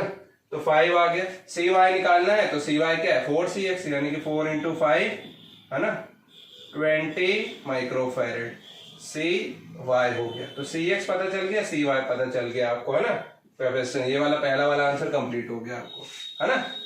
CX 5 माइक्रोफैरेड और CY क्या है, 20 माइक्रोफैरेड, ठीक है। अब बोला potential difference between the plates, आप जानते हैं दोनों सीरीज में है ना, दोनों सीरीज में जिनका कैपेसिटेंस CX CY था, यहाँ पे लिख देता हूँ, दोनों सीरीज में है, तो सीरीज में पोटेंशियल डिवाइड हो जाता है, 12 वोल्ट है ना, कैपेसिटी के अकॉर्डिंग डिवाइड हो जाएगा। तो सबसे पहले हमको इसमें चार्ज निकालना पड़ेगा, क्यों, क्योंकि Q इज इक्वल टू होता है CV, कैपेसिटेंस तो इसका पता है लेकिन इसका चार्ज नहीं पता, तो टोटल चार्ज इस पे सेम जाएगा, सीरीज में सेम होता है। टोटल वोल्टेज पता है ना, टोटल कैपेसिटेंस पता है, टोटल कैपेसिटेंस आपका कितना है, 4 माइक्रोफैरेड, टोटल वोल्टेज पता है, तो टोटल चार्ज निकल जाएगा, टोटल चार्ज ही तो आएगा क्योंकि सब में सेम रहेगा, है ना। तो आप पहले टोटल चार्ज निकाल दीजिए, या चार्ज ऑन कैपेसिटर CX से CY एक ही बात है, क्योंकि यहाँ पे वही जाएगा जो CX में जाएगा वो CY में जाएगा, है ना। ये रब कर दे रहा हूं यहाँ से, तो टोटल चार्ज है ना, इन द नेटवर्क, कितना हो जाएगा आपका Q is equal to what, Q is equal to total C equivalent into total voltage. तो Q is equal to total C equivalent आपको दिया हुआ है 4 मल्टीप्लाई बाय V कितना 12, तो Q इज इक्वल टू क्या हो जाएगा 48 किस माइक्रो कूलम में होगा क्योंकि माइक्रो फैराड में था। ठीक है, अब आपको सी एक्स पे वोल्टेज मैंने बोल दिया सपोज कितना है V1 और इस पे V2 है ना, मतलब ये टोटल 12 वोल्ट इस पे और इस पे डिवाइड हो गया। एक का निकाल दो, दूसरे को 12 से माइनस कर देना है ना, तो आ जाएगा। तो टोटल पोटेंशियल डिफरेंस है ना, सेकंड आपका दिया पोटेंशियल डिफरेंस, तो potential difference between the plates of x है ना, ऑफ कैपेसिटर एक्स क्या हो जाएगा, सपोज मैंने बोल दिया V1 है ना, Q is equal to CV, तो V is equal to Q by C, total charge upon capacitor इसी का, कैपेसिटेंस इसी का लोगे क्योंकि इसी का चार्ज इसी का कैपेसिटेंस इसी का वोल्टेज है ना। तो टोटल चार्ज जो इस पे जो जा रहा है वो Q 48 अपॉन CX हमने अभी निकाला था कितना है 5। ठीक है, तो ये आप सॉल्व करोगे तो 5 8 जा 5 9 जा 45 5 6 जा 30, तो V1 इज इक्वल टू आया 9.6 वोल्ट है ना। बस 12 में से 9.6 घटा दो तो V2 आ जाएगा, तो V2 क्या हो जाएगा 12 माइनस 9.6, ठीक है ना, तो 12.0 9.6 दैट इज 2.4 है ना, 2.4 वोल्ट ये हो जाएगा V2। ठीक है, तो ये V1 आ गया 9.6 वोल्ट और ये हो गया 2.4 वोल्ट, तो दोनों को जोड़ोगे तो 12 वोल्ट आ जाएगा। क्लियर है यहाँ पे, तो आपका दूसरा आंसर भी हो गया। अब बात करते हैं what is the ratio of electrostatic energy stored in X and Y. बहुत इजी है, तो फॉर्मूले हैं बस है ना। तो यहाँ पे दोनों का ux और uy मतलब कि दोनों पे एनर्जी का रेशियो निकालना है, मतलब कि ux uy निकालना है। ठीक है, तो ux क्या होगा बताइए, ux हो जाएगा सबसे पहले एनर्जी स्टोर्ड इन कैपेसिटर Cx, इस पे पोटेंशियल पता है कैपेसिटेंस पता है, तो 1/2 दोनों फॉर्मूला लगा सकते हो, Q स्क्वायर अपॉन 2C भी लगा सकते हो, 1/2 CV स्क्वायर भी लगा सकते हो और QV/2 भी लगा सकते हो, सब लगा सकते हो है ना। तो 1/2 C1V स्क्वायर लगा देते हैं, CX इंटू V1 स्क्वायर। ठीक है, और UY हो जाएगा आपका क्या 1/2 CY/V2 स्क्वायर। ठीक है, यानी कि UX और UY के जब रेशियो लेंगे तो ये दिस डिवाइडेड बाय दिस हो जाएगा, तो 1/2 से 1/2 cancel, CX V1 square upon CY/V2 square. CX आपको दे रखा है कितना 5 और पोटेंशियल दे रखा है कितना 48/5 है ना। देखिए V1 है ना, तो 48/5 ले लेते हैं, 9.6 की जगह 48/5 इंटू 48/5। ठीक है, और अपॉन में क्या है CY/V2 स्क्वायर। ठीक है, तो CY आपको कितना दे रखा है 20 मल्टीप्लाई बाय V2 कितना है 2.4 है ना, 2.4 यानी कि 24/10 है ना, 24/10 यानी कि 12/5 ऐसे लिख सकते हैं है ना, ये 24/10 ही लिखे रहने दो कोई बात नहीं है, तो 24/10 मल्टीप्लाई बाय 24/10, तो 10 2 जा 20 ऐसे हो जाएगा है ना, और यहाँ 5 से 5 कैंसिल हो रहा है। ठीक है, चलिए तो अब जो कैंसिल हो रहा है उसको कैंसिल करके आप अपना इजीली सॉल्व कर सकते हैं। 24 2 जा, यहाँ पे 24 2 जा, और एक 2 से 2 भी कैंसिल कर रहे हैं यहाँ पे। ठीक है, तो ये कितना हो जा रहा है आपका 2/5 आ रहा है यहाँ पे देखिए। ठीक है, ये आ रहा है आपका 2/5 और यहाँ पे क्या आ रहा है आपका 1/10, तो 5 2 जा 10 यानी कि रेशियो आ रहा है आपका क्या, ये 2 ऊपर चला जाएगा, तो UX रेशियो UY हो जाएगा आपका 4:1। क्या हो जाएगा 4:1 है ना, energy stored in a capacitor X and Y। ठीक है, तो इस तरीके से सॉल्व करना है आपको। Q वाला फॉर्मूला भी लगा सकते थे, Q स्क्वायर अपॉन 2C, तो Q तो दोनों में सेम है, तो Q से Q कैंसिल हो जाता है, सिर्फ नीचे 2C1/2C2 होता है, वो हो सकता है और इजी हो जाता है क्योंकि यहाँ पे V1 और V2 को हमने स्क्वायर किया हुआ है। तो जो आपको सुटेबल लगे वो फॉर्मूला लगा दीजिए यहाँ पे, क्योंकि हमारे पास तीनों ही क्वांटिटी अवेलेबल है यहाँ पे है ना। चलिए तो जल्दी से नोट कीजिए, फिर नेक्स्ट क्वेश्चन करते हैं। अच्छा सा बढ़िया, बहुत ही अच्छा क्वेश्चन दिया है आपको। In the circuit shown in figure the energy stored in both the capacitors is even. If switch as is opened and dielectric slab of constant 5 is put in free spaces of the capacitors, the energy stored is found to be E2. Calculate E1 by E2. बच्चों आपको यहाँ पे दे रखा है, यहाँ पे देखिए दो कैपेसिटर्स हैं जिनकी कैपेसिटी सेम है और दोनों ही पोटेंशियल V से क्या हो रहे हैं, चार्ज हो रहे हैं, है ना। क्यों? क्योंकि ये बोल रहा है स्विच एज इज ओपन, यानी कि पहले क्या था, क्लोज था, अभी इसको ओपन किया जा रहा है। तो पहले क्लोज था यानी कि दोनों पे चार्ज आ रहे थे और दोनों पे इक्वल चार्ज आएंगे। उसका रीजन क्या है, दोनों की कैपेसिटी सेम है और दोनों सेम बैटरी से चार्ज हो रहे हैं, है ना। तो ये सेम कैपेसिटी होने की वजह से इक्वली शेयर्ड होंगे चार्जेस और ये दोनों इक्वली चार्ज होंगे और कितनी एनर्जी स्टोर करें, इक्वली एनर्जी स्टोर करनी। और कितनी एनर्जी स्टोर कर रहे हैं पहले, E1, कब, व्हेन स्विच इज क्लोज्ड, है ना। तो सॉल्यूशन में हम ले लेते हैं when initially S is closed, switch S is closed, है ना। जब क्लोज था तो E1 क्या था, ऑब्वियसली दोनों की कैपेसिटी, दोनों की एनर्जीज का सम होगा, है ना। जितने भी कैपेसिटर लगे रहते चाहे सीरीज हो या पैरेलल, दोनों का सब में एनर्जी का सम होता है।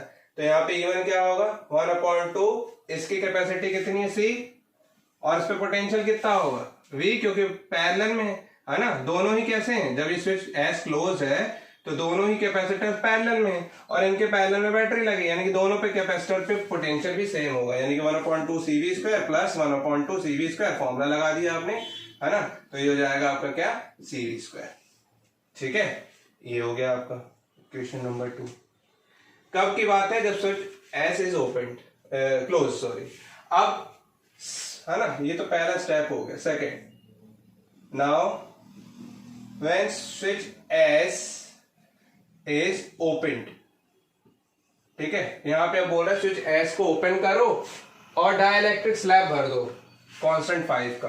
फ्री स्पेस था ना, पहले क्या था, फ्री स्पेस पे कैपेसिटेंस ही है। आप जानते हैं जब डाइलेक्ट्रिक भर देते तो कैपेसिटी इंक्रीज हो जाती है, कैपेसिटी इंक्रीज हो जाती है, लेकिन यहाँ पे स्विच को यहाँ पे स्विच को क्या कर दिया, ओपन कर दिया। तो देखिए जब स्विच ओपन करेंगे, है ना, स्विच ओपन करेंगे तो देखिए चार्ज सिर्फ यहां जाएगा, यहां पे अब जा पाएगा क्या, नहीं, है ना।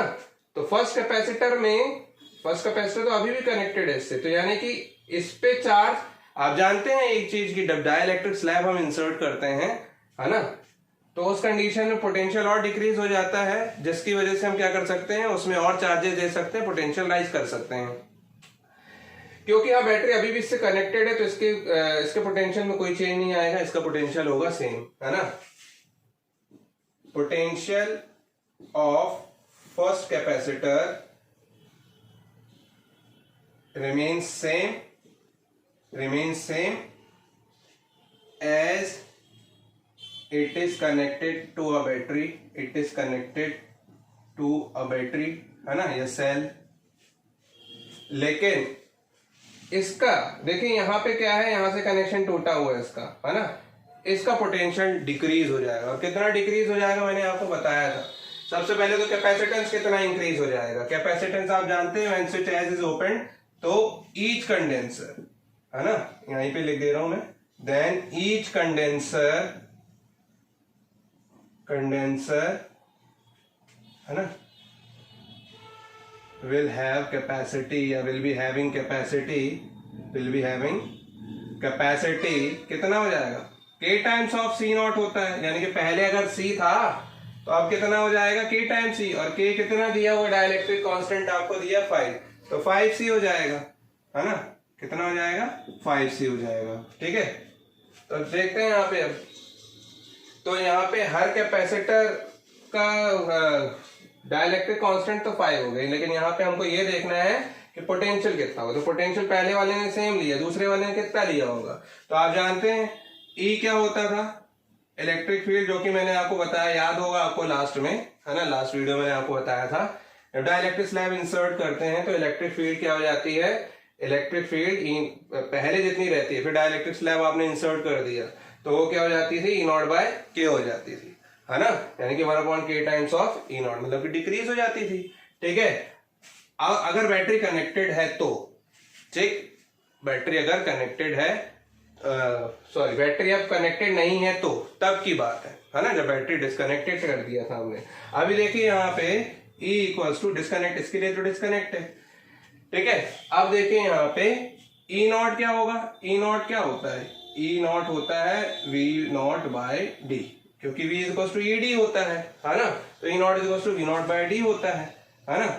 तो ये हो जाएगा v naught by k into d, और ई क्या है, ई हो जाएगा आपका सिंपल v जो पहले पोटेंशियल था डिवाइडेड बाय डी, ठीक है, v डिवाइडेड बाय डी, तो d से d कैंसिल, यानी कि v is to we naught by K हो जाता है। तो इसको याद रखिए, v क्या हो जाएगा वी नॉट बाय के, मतलब कि पहले जो पोटेंशियल था उसका 1/k टाइम्स, तो पहले कितना पोटेंशियल था v था, है ना, पहले क्या पोटेंशियल था v था, ठीक है, यहाँ v डैश ले लो चाहे तो, ठीक है, तो ये पहले पोटेंशियल था v, उसका 1/k टाइम्स हो जाएगा, ठीक है। It is connected to a battery, कौन सा, फर्स्ट कैपेसिटर, है ना, ये चीज अलग है आपकी, ठीक है, ये चीज अलग है, ठीक, ये पूरा का पूरा, है ना। Potential of first capacitor remain same as it is connected to a battery, and second capacitor, potential difference of second capacitor, potential difference of second capacitor becomes, कितना हो जाएगा v/5, पहले जो था उसका 1/k टाइम्स, यानी कि v/5 हो जाएगा, है ना। अब ऐसा होने के बाद जब इसमें आपने स्विच को ओपन कर दिया है, ठीक है, और डाइलेक्ट्रिक स्लैब इंसर्ट कर दिया इन दो प्लेट्स के बीच में कैपेसिटर की, तो एनर्जी हो जा रही है E2, है ना, तो E2 हो जा रही है अगर, तो E2 कितनी हो जाएगी, then energy stored by capacitors, है ना, ये नेटवर्क एनर्जी स्टोर्ड कितना हो रहा है E2, तो दोनों का सम होगी, दोनों का सम यानी कि हाफ ऑफ CV², तो CV तो अब चेंज हो चुका है, C कैपेसिटेंस 5 टाइम्स ऑफ पहले का C हो चुका है ना, यानी कि पहले C था तो अब 5C हो गया, इनटू V, पहले वाला कैपेसिटर में आपने बोला पोटेंशियल रिमेन सेम, तो आपने लिख दिया V² प्लस हाफ 5C, दोनों में कैपेसिटेंस अभी भी सेम, क्योंकि दोनों में डाइलेक्ट्रिक स्लैब भरा है, लेकिन दूसरे वाले कैपेसिटर का पोटेंशियल डिफरेंस कितना हो गया v/5, है ना, तो v/5 का होल स्क्वायर, सॉल्व कीजिए इसको, 1/2 5 5 25 इंटू c² और v², है ना, c² v², ठीक है, प्लस 1/2 5 5 20, c² नहीं होगा, 5 5 c5 sorry 1/2 5c into v² simple, plus 1/2, यहाँ 5 से 5 कैंसिल हो रहा है, आई थिंक 5 5 25 कर लेते हैं इसको, 5c इंटू v²/25, तो 5 5 25, है ना, सॉल्व करते हैं हम इसको यहाँ पे, तो क्या हो जाएगा यहाँ पे E2 इक्वल्स टू 1/2, है ना, और स्क्वायर में कैंसिल ना करूं, कैंसिल नहीं करता, चलिए अभी, ठीक है, क्योंकि मेरे को इजी हो जाएगा सॉल्व करने पे। यहाँ पे 5c/2 कॉमन आ रहा है, देखिए कैसे, 5c/2 ये कॉमन आ गया, अंदर बच रहा है क्या, v भी कॉमन आ रहा है ना, तो यहाँ पे देखिए पूरा का पूरा ये कॉमन आ रहा है, 5/2 cv², दोनों में, तो ये 1 प्लस यहाँ पे क्या बच रहा है 1/25, है ना, 25 प्लस 1 26/5, तो E2 आ रहा है आपका कितना 5cv²/2 इंटू 26/25, अब कैंसिल कर दो, 5 5 25, ये 13 से, तो ये हो जाएगा E2 is equal to what, 13 cv²/5, 13/5 cv², ये E2 आया। वाइल हमसे पूछ रहा है कि E1/E2 बताइए, तो ये आपका E1 है और ये इक्वेशन नंबर 2 E2 है, दोनों का रेशियो निकालना है ना, मैं रफ कर रहा हूँ यहाँ पे, ठीक है, ये आप समझ गए कि v is equal to v0/k होता है ना, पोटेंशियल डिक्रीज होके डाइलेक्ट्रिक कांस्टेंट टाइम्स हो जाता है ना, जो उसका डाइलेक्ट्रिक कांस्टेंट होगा, है ना, तो देयरफॉर E1/E2 रेशियो हम निकाल रहे हैं, E1 है आपका कितना cv², और ये कितना है 13/5 cv², है ना, तो cv² से cv² कैंसिल, यानी कि E1/E2 आ गया आपका क्या 5/30, ये आपका आंसर हो गया, ठीक है। कंसेप्ट याद होने चाहिए, कंसेप्ट समझ में आना चाहिए आपको, पहले के वीडियोस पता होने चाहिए, डाइलेक्ट्रिक स्लैब भरोगे उसमें पोटेंशियल का क्या होगा, है ना, चार्जेस का क्या होगा, ठीक है, फिर इलेक्ट्रोस्टैटिक एनर्जी आपने पढ़ ही ली है, तो जल्दी से नोट कीजिए, फिर नेक्स्ट क्वेश्चन करते हैं थोड़े दूसरे वाले। सी स्टूडेंट, बहुत ही प्यारा क्वेश्चन, थोड़ा सा अलग है। इसमें हम वो कंसेप्ट पढ़ेंगे जिसमें हम एक बैटरी को एक कैपेसिटर से पहले कनेक्ट करते हैं, फिर उसके बाद डिस्कनेक्ट करते हैं, उसके बाद डिस्कनेक्ट बैटरी से हटाने के बाद दूसरे कैपेसिटर को कनेक्ट करते हैं। आपको एक कंसेप्ट पता होना चाहिए कि एक कैपेसिटर है, उसको अगर मान लीजिए मैंने V वोल्ट सप्लाई से जोड़ दिया तो ये क्या होगा, चार्ज होना स्टार्ट हो जाएगा। बैटरी है, बैटरी से तो चार्ज होना अपने आप स्टार्ट हो जाएगा। और कब तक चार्ज होगा, जब तक इसकी कैपेसिटी है, यानी कि ये तब तक चार्ज होगा जब तक ये पोटेंशियल V है ना, मतलब इसके V पोटेंशियल तक चार्ज हो जाता है। ये जो आप बैटरी दे रहे हो, energy spend by the capacitor है ना, energy spend by the battery, energy spend by the battery क्या होती है, QV है ना, और energy stored by the capacitor क्या होती है, QV/2। ठीक है, तो अंदर जो होगा पोटेंशियल वेरी कर रहा होगा, जबकि ये वाला तो सेम डीसी है तो कांस्टेंट होगा, है ना। तो ये अगर मैंने बोला कि ये अगर V पोटेंशियल से चार्ज हो गया, एक टाइम के बाद ये कंप्लीटली चार्ज हो जाएगा इतने ही पोटेंशियल से, तो ये बैटरी की तरह, अब इसको हटा दो आप तो ये खुद एक बैटरी की तरह काम करने लग जाएगा। मतलब कि खुद एक V, इसके अंदर V पोटेंशियल हो गया ना, यानी कि अभी दे सकता है किसी को पोटेंशियल, है ना, बैटरी की तरह एक्ट करने लगी। और इसके साथ मैंने एक और कैपेसिटर लगा दिया, तो ये 100 वोल्ट पहले से चार्ज था ना, अगर सपोज मैंने 100 वोल्ट से V वोल्ट से चार्ज है तो V वोल्ट से इसको देना लगेगा। लेकिन इन दोनों में फर्क सिर्फ इतना होगा कि अगर बैटरी पहले से कनेक्ट थी इससे, है ना, और ये चार्ज हो रहा है तो एनर्जी इसने स्टोर्ड की, सपोज E = AU = 1/2 CV²।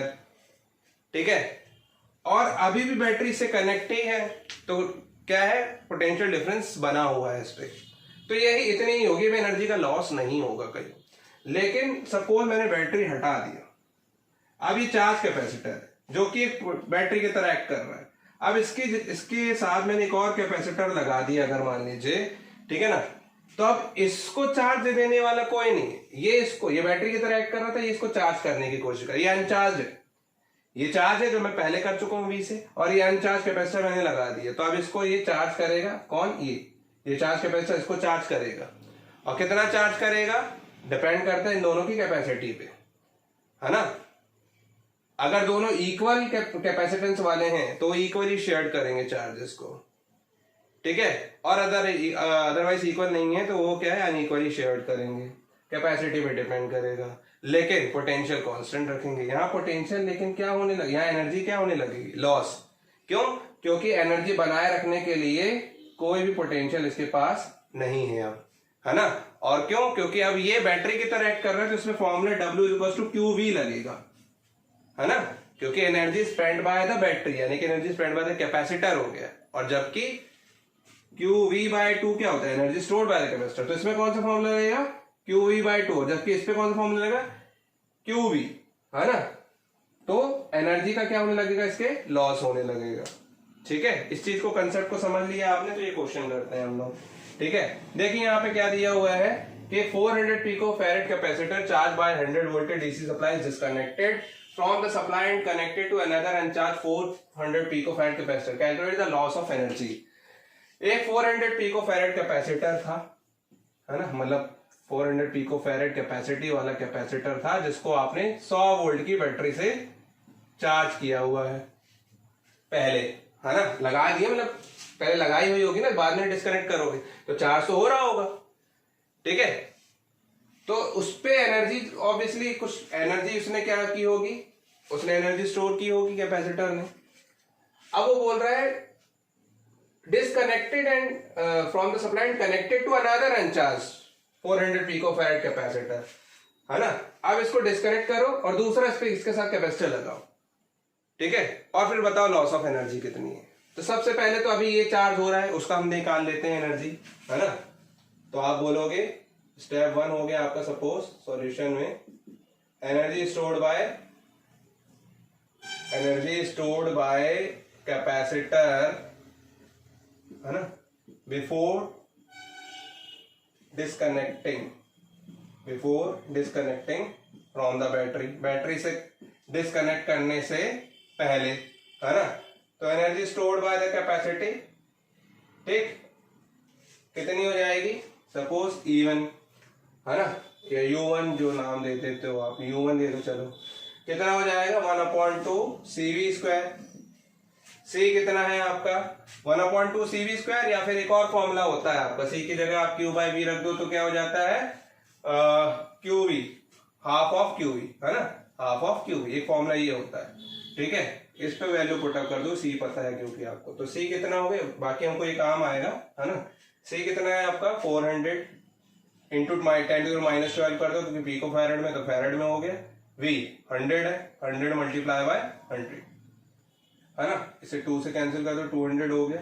तो कितना हो जाएगा 2 इंटू 1 2 3 4 5 6, है ना, तो 2 इंटू 10⁻6 इंटू 10⁻12 यानी कि हो गया 2 इंटू 10⁻6 जूल। ये क्या आई U1, energy stored by the capacitor 400 pico farad, है ना। ये हो गया कब, जब हमने बैटरी से डिस्कनेक्ट नहीं किया था, इतनी थी, मतलब डिस्कनेक्ट भी कर दो तो भी इतनी रहेगी, जब तक कुछ और कनेक्ट ना करो इस पे आप, है ना, लॉन्ग टाइम तक। तो चलिए अब आप क्या करो, इसको डिस्कनेक्ट कर दो इससे 100 वोल्ट की बैटरी से, है ना। अब आप इसको एक अनचार्ज कैपेसिटर जिसकी कैपेसिटी सेम है, ठीक है, उससे कनेक्ट कर दो। नाउ स्टेप 2 क्या है, स्टेप 2 ये है, now another capacitor of same capacity 400 picofarad, है ना, another capacitor, या फिर ऐसे लिख दो, now disconnect the battery, है ना, now disconnect, है ना, disconnect the battery from charge capacitor and an uncharged capacitor is connected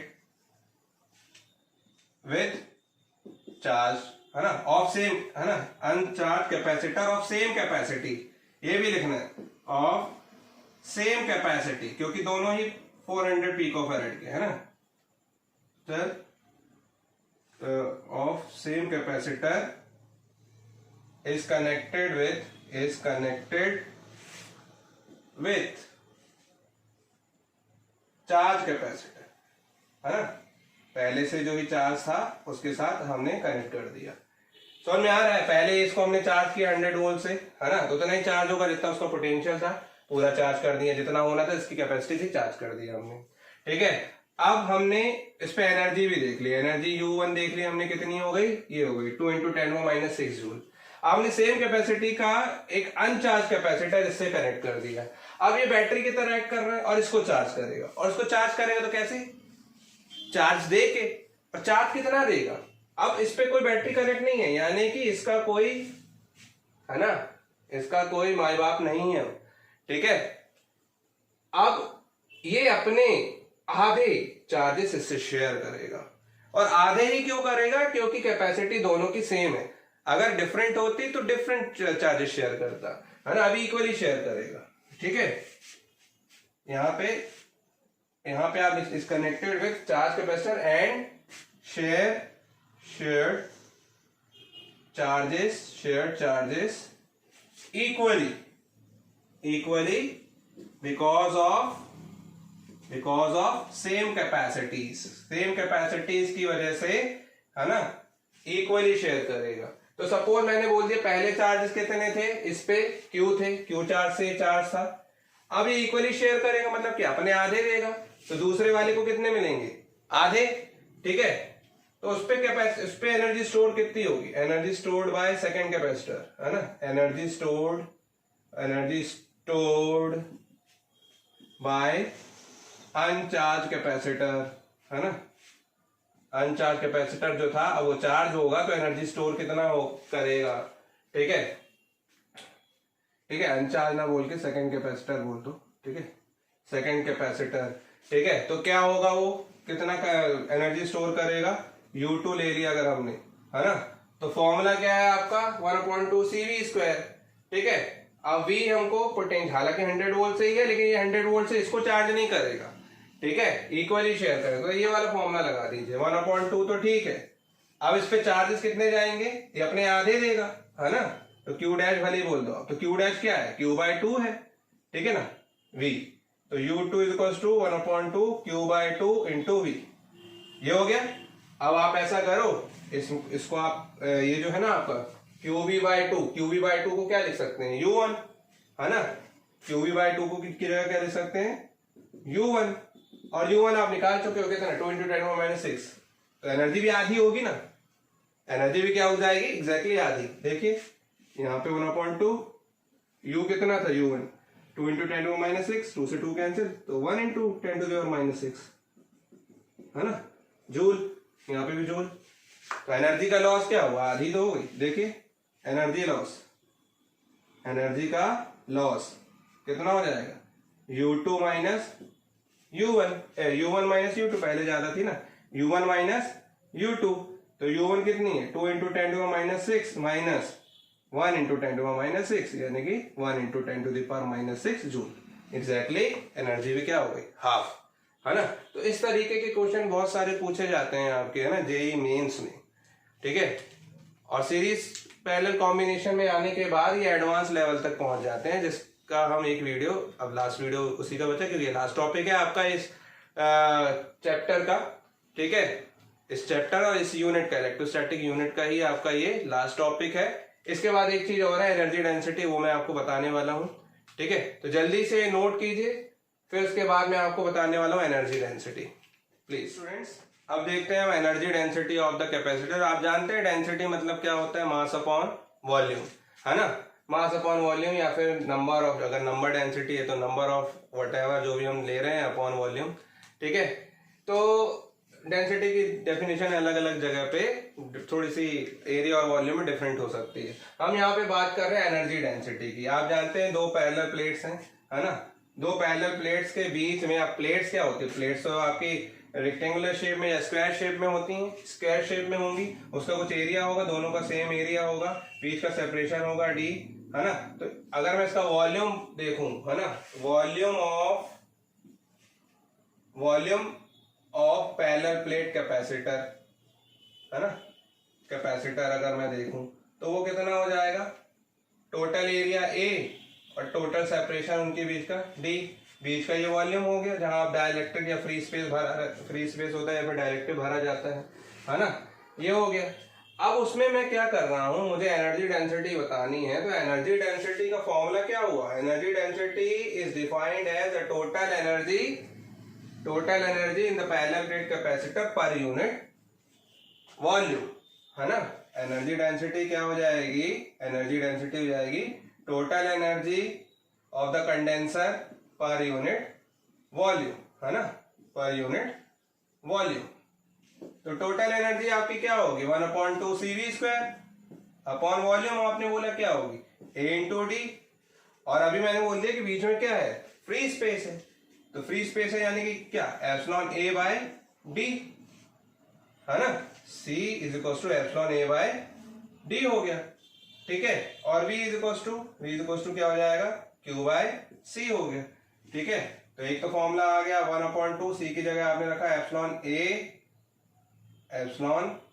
εA/D, और अपॉन में क्या चल रहा है, AD, और V की जगह आपने क्या रख दिया, Q/C रख दिया, ठीक है। V की जगह क्या रख दे रहे हो, Q/C, ठीक है, या ED रख दो V, क्योंकि हमारा Q/C नहीं, हमें इलेक्ट्रिक फील्ड, क्योंकि अंदर क्या बन रही है, इलेक्ट्रिक फील्ड बन रही है, ठीक है। और इलेक्ट्रिक फील्ड क्या होती है, V/D होती है, या फिर V आप बोल रहे हो E × D होता है ना, V क्या होता है, E × D, तो वो पुटअप कर दो, V की जगह आप पुटअप कर रहे हो E × D का होल स्क्वायर, तो ये हो जाएगा 1/2, D से D मल्टीप्लाई होगा, यहाँ पे A से A कैंसिल हो जाएगा, है ना, A से A कैंसिल हो रहा है, D से मल्टीप्लाई होगा, तो एप्सिलॉन, ठीक है, एप्सिलॉन अपॉन ये हो जाएगा D², और यहाँ पे क्या है, E² × D², ठीक है।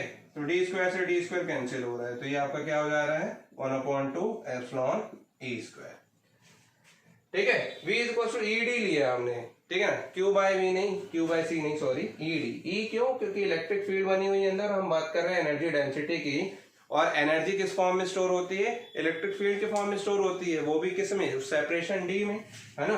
तो V की जगह में V की कोई जरूरत नहीं थी, हमने ED पुटअप कर दिया, तो ये हो जाएगा 1/2 ε0 E², कब, जब अंदर क्या हो, फ्री स्पेस हो, ठीक है, और फ्री स्पेस नहीं हो, कोई डाइलेक्ट्रिक हो, तो यहाँ पे एफ0 के साथ मल्टीप्लाई में डाइलेक्ट्रिक कांस्टेंट हो जाएगा। ये फ्री स्पेस के लिए हो गई, है ना।